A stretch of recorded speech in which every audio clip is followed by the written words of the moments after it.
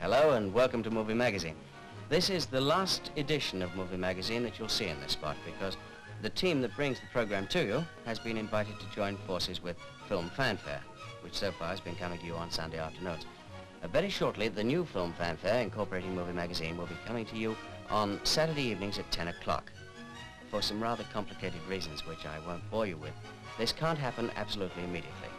But it may well be that another spot will be found for us during the 2 or 3 weeks that we have to wait for our regular Saturday evening spot, when Film Fanfare will be simultaneously networked to London, the Midlands, and the North.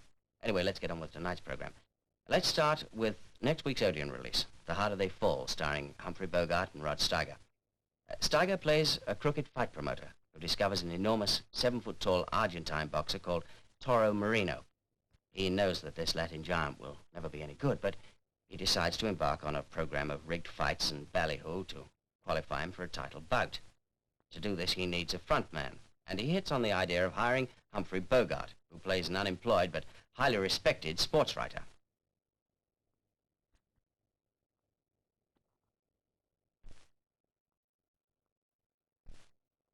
Well, Vion's position as king for a day gives him a chance to woo and win a great lady of the court that he's fallen in love with from a distance. The film's full of the fine traditional songs, beautifully sung, and several very good new numbers have been written, especially for this production. Well, now for our last picture, a French film starring Charles Boyer and Martine. The story is Emile Zola's Nana. Martine plays Nana, the girl with so sweet a nature that she simply can't deny anyone anything, so long as they're men, and preferably rich men. Charles Boyer falls into this category, and Nana's sweet, charitable disposition gets him into a great deal of trouble. The moral of the story is very well pointed, and Martine is very lovely to look at, but see for yourself.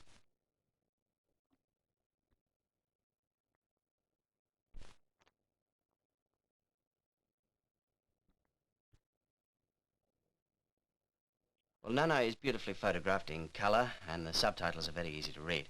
Nana is playing now at the Cinephone Theatre. And that's all for this evening. I'll be back with Portrait of a Star tomorrow at 10:30, and Movie Magazine will be coming back in Film Fanfare very shortly. Good night. Thank you, Paul. Well, good evening and welcome to Movie Magazine. For the benefit of viewers in the North who've only just joined the Band 3 Fellowship, I'd better explain that this is the spot where we review the films that are about to start their general release. And when I say review, that's exactly what I mean. I'm not here to tell you what you should or shouldn't see. My purpose is to tell you a little about each picture, show you an excerpt from it, and I think you'll find that that's sufficient for you to be able to make up your own mind which of the week's releases you want to go and see. Right then, our 3 pictures for this evening are The Harder They Fall from Columbia, Man Mutiny from Warner Brothers, and Paramount's The Vagabond King.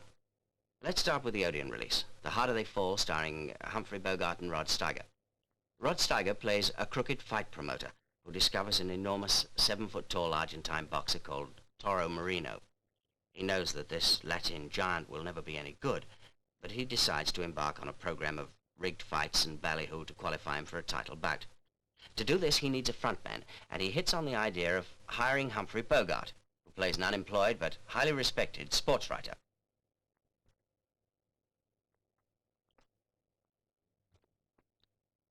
Well, Humphrey Bogart carries out his side of the deal to Rod Steiger's complete satisfaction, but as the picture progresses, we begin to realize that a man of Bogart's caliber is not going to remain silent for very long in the face of so much sordid exploitation. The Harder They Fall seems to have stirred up quite a lot of controversy as to whether or not it tells the truth about the backroom boys of boxing, but I'm afraid that's not a question I can answer. Well, now, let's pass on to the ABC release. This is a picture called Man Mutiny, and it's in CinemaScope. You know, I think before I go any further, I should explain, for the benefit of new viewers, that to present the letterbox shape of the CinemaScope screen on television, we have to have a lot of black masking at the top and bottom of our screen. And on the other hand, to fill our screen from top to bottom means clipping a lot off the sides of the movie picture. There's a lot of argument about how this should be done. Perhaps the arguments will be settled one day when we get elastic television tubes, but meanwhile we compromise by clipping a little bit off the sides of the picture and having just a little bit of black masking top and bottom. Well, after all that, let's get back to Man Mutiny. It's the factual story of Colonel Billy Mitchell's fight against official stupidity and pig-headedness. The stars are Gary Cooper and, once again, Rod Steiger. At the start of the picture, Gary Cooper is a general in the U.S. Army Air Corps. After World War I, he tries to convince his superiors of the prime importance of air power. For his pains, he's reduced to the rank of colonel, and he's posted to an out-of-the-way station in Texas. But he isn't finished yet. He calls a press conference to try and carry on the fight.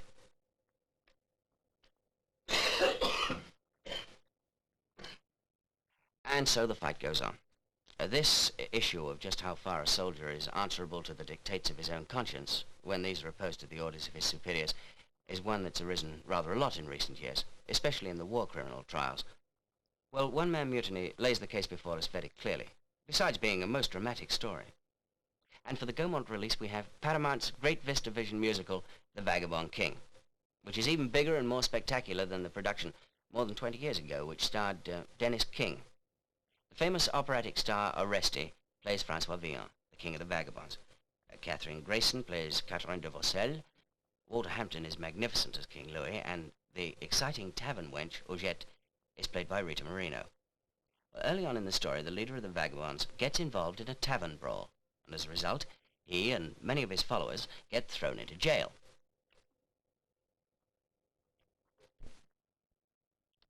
Well, Villon's position as king for a day gives him a chance to woo and win a great lady of the court that he's fallen in love with from a distance.